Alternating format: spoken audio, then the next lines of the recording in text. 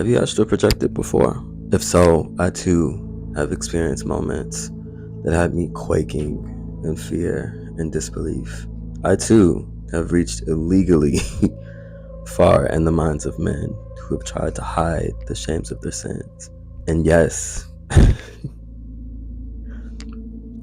I too have accidentally seen acts of infidelity in someone else's relationship and have been put in a very awkward situation. On the flip side though, it's helped me avoid, potential failed relationships, hookups, jobs. I never have to wonder whether or not if, that person wants to smash or, if they just hate me. It's a lifesaver actually. I've also helped others like avoid gruesome deaths and uh to which no matter what I could say, I was still being accused of like doing witchcraft. So it's safe to say times haven't changed. I am no witch, Father. What did I but see in my house? But I wanted to talk about the nuance of astral projection because I've been seeing a lot of uprising religious propaganda, religious hysteria, which historically it's always in the waking times of uncertainty. And I guess we are experiencing times of uncertainty. But it's okay, forgive them for they don't know, right? So, me as an avid researcher, occultist, spiritual advisor, psychoanalyst, enthusiast, I want to present more information about this innate ability that I feel all of us have. We just experience it in different transitional periods of our lives, which also happen to be dependent on the depths of our psychological experience. Or to put it in simple terms, our state of mind. If you're not familiar with this term, it's a supernatural phenomenon in which a person's astral body is said to separate from the physical body and travel to or in a different plane of existence. I found that, obviously I have the tendency to astral project quite often. And when I do, it is often in the unconscious or subconscious mind of someone else. From there, I spectate the complexity of their emotions, their thoughts, and often their ethics. This could be depicted through a scenario, which is often lucid, quizzical, I might even say, and maybe full of referential, cryptic messages that either foreshadow the future of this person, event, or their subconscious mind finding ways to present the hidden depths of their emotions, which are often associated with fear, shame, and regret. What makes this phenomenon so eerie uh, and maybe an uncomfortable experience for most people is that they don't know where they go, especially those who have a tendency to astral project without consent or any real desire. There's no expectations on what their subconscious mind is going to present to them. And everyone's experience is so unique. I don't have any physical sensations before or when it occurs. No memory whatsoever of traveling through a portal or being pulled in by a thread. It's just my mind functioning through vivid imagery. I can often see every detail, down to the color of the room, the person's face, clothing, brand even, and mannerisms. I talk a little bit more about my personal metaphysical experiences and investigative studies and esotericism on my second channel, linked up here or in the description somewhere. So if you're feeling curious as to hearing a little bit more about some of the terminology that I'm going to be using in here, feel free to check that out. But anyway, I always say astral projection can be based on your general state of well-being. We are considered open vessels to the world.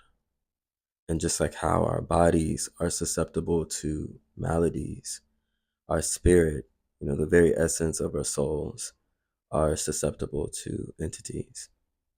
So if I know in my waking life I've been dealing with anxiety, depression, stress from my external factors, no matter how well I repress it or shield it, it's going to fester in my subconscious mind and eventually beyond. And that, my friend, is an open invitation to any entity, spirit, jinn that finds their essence of that energy attractive or a vibrational match. Oh my God, are you like a regular ass person who's always hearing neologisms like energy, vibrational, and just don't know what the fuck anybody is talking about? I feel you. I've been there before, and I'm about to explain. Okay, imagine that King of the Hill meme where Bobby's astral version of himself is uplifting out of his physical body. That is the process of the soul or consciousness detaching from the physical body and entering a higher state of awareness. That is considered akin to tuning into different vibrations of frequencies that, I don't know, I guess exist beyond, our ordinary perception. Man, everyone's experience is so unique. I don't have physical sensations before or when it occurs. No memory whatsoever of traveling through a portal or being pulled in by a thread, some crazy shit like that, which not judging because some people might. It's just really my mind functioning through vivid imagery. I can often see every detail down to the color of the room, of the person's face, clothing, oftentimes mannerisms. I take a little bit more, and more often not, always, their mannerisms, always, always, always. I talk a little bit more about my personal and metaphysical experiences and investigative studies in esotericism on my second channel. In the description or a link up here somewhere, if you're feeling very curious about it, definitely feel free to indulge. But, anyways, back to astral projection. It's definitely based on your general state of well being. But anyway, I say that astral projection is dependent on your general state of well being. We're considered open vessels to this world. And just like how our bodies are susceptible to maladies, our spirit, the very essence of our souls, are susceptible to entities. So if I know in my waking life I've been dealing with anxiety, depression, stress from my external factors, no matter how well I repress it or shield it, it's going to fester into my subconscious mind and eventually beyond. And that, my friend, is an open invitation to any entity, spirit, jinn that finds the essence of that energy attractive or a vibrational match. So, oh my God, are you an adult or a regular ass person who's always hearing neologisms like energy and vibrational, and you just don't know what the fuck anybody is talking about? I feel you, and I'm about to explain. So imagine that little King of the Hill meme where Bobby's astral version of himself is uplifting out of his physical body. That is the process of the soul or consciousness detaching from the physical body and entering a higher state of awareness. That is akin to tuning into different vibrations or frequencies that exist beyond ordinary perception. Now imagine the physical body as being grounded in a specific range of frequencies. Shit, I don't know. Much like a radio tuned to one channel. When you engage in astral projection, you're essentially adjusting your soul's frequency and allowing it to resonate with higher planes of existence that are typically inaccessible to the waking mind. This aligns with the mystical framework described by Richard Cavendish, if you guys are familiar with him. I believe he wrote the Black Arts. He references the soul's ability to traverse the 9 spheres of the universe. In this view, the universe is structured in concentric layers. Concentric meaning shapes, arcs, circles even, and each with its own unique vibrational energy. By achieving astral projection, the soul is able to move through these spheres, much like a traveler passing through different atmospheric layers, each sphere offering a deeper understanding, profound wisdom, and some might say a connection to the universal truths. In order to better draw a connection between vibrations in the nine spheres, I'm going to explain what the relation is to one another. Vibrational shifts. Say that the soul is using its natural ability to elevate or shift its energetic frequency in order to align with the resonance of a specific sphere. As far as the spheres, each sphere represents a level of consciousness or a distinct plane of existence, from the physical realm to what we like to call the divine. The soul, when freed from the body, the soul, when freed from the body's lower vibration, can ascend these levels, gaining access to insights, archetypes, and energies that shape existence. This description even applies to those who are of lower vibration, who experience things like constant anxiety, repressing anger, sadness. What you often do is descend further into the dimensional spheres where you may experience nightmares, jinn, demonic entities, etc. So understand, depending on your emotional state or well-being, is an open invitation to any entity that is trying to energy harvest or seek refuge and resolve through you. This validates the theory of as above, so below. Uh, but in hindsight, it also validates as below, so above, uh, which all is based on the intention and energy you put out into the world. People are right. Incantations, or in other words, prayers do work. Praying is equivalent to the act of applying boundaries. Speaking and doing so with inflections changes the frequencies of your surroundings. Depending on what you say and how you feel, either rescinds energy or invites it. Either way, both of these theories prove that you are what you attract. Like, if you're not taking anything from this video, please at least take that. That is a universal truth. What you are is what you attract. There's so many different analogies I can make or reference. Going to bed without setting an intention or boundary is like falling asleep in your house with the doors unlocked. You're making it accessible to anybody to walk in, or opening up a bottle of water and forgetting to place the cap back on the top. You're going to be exposed to bacteria, flies, other insects, etc. There's so many things to consider, being that the human body is a phenomenon we've studied for years now, ranging from case studies by Carl Jung to CIA documents about, remote viewing, which could arguably be a similar experience. They aren't exactly the same, but um, I can explain the difference. Remote viewing aims to gather specific information about a target location through a higher state of consciousness.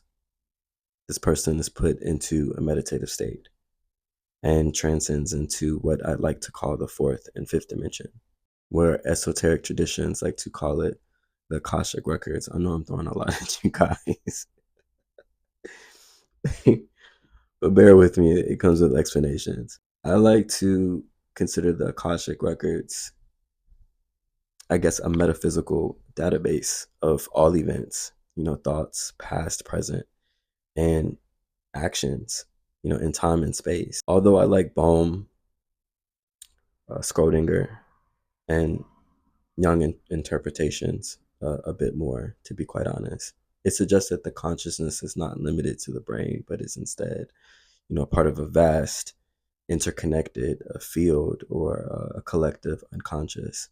What I like to say or call it is a shared reservoir of human knowledge and archetypes. But when a person has reached a higher state of conscious through remote viewing, they might see uh, this object or location vividly through visions or perhaps letters or shapes, sometimes either verbally reciting this, or they might use a pen and paper to describe what it is that they're witnessing.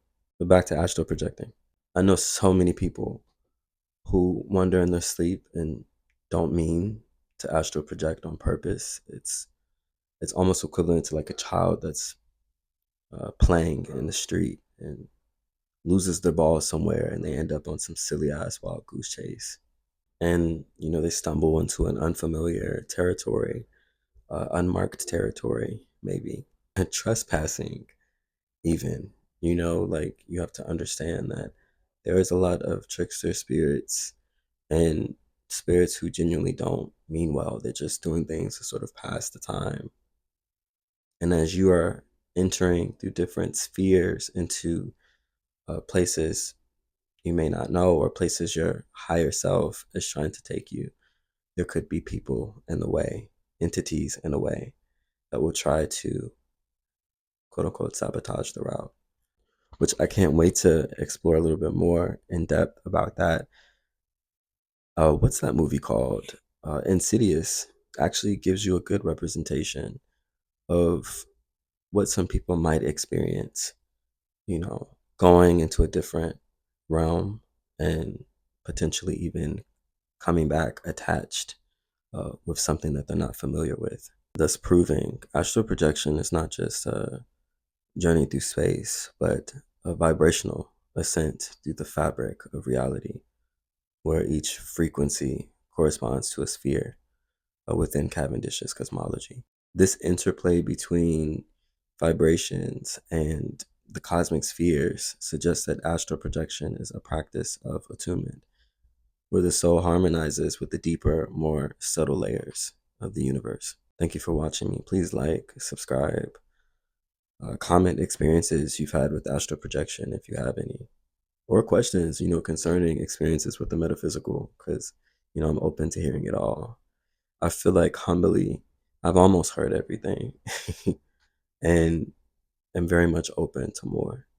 But until next time, and thank you for watching.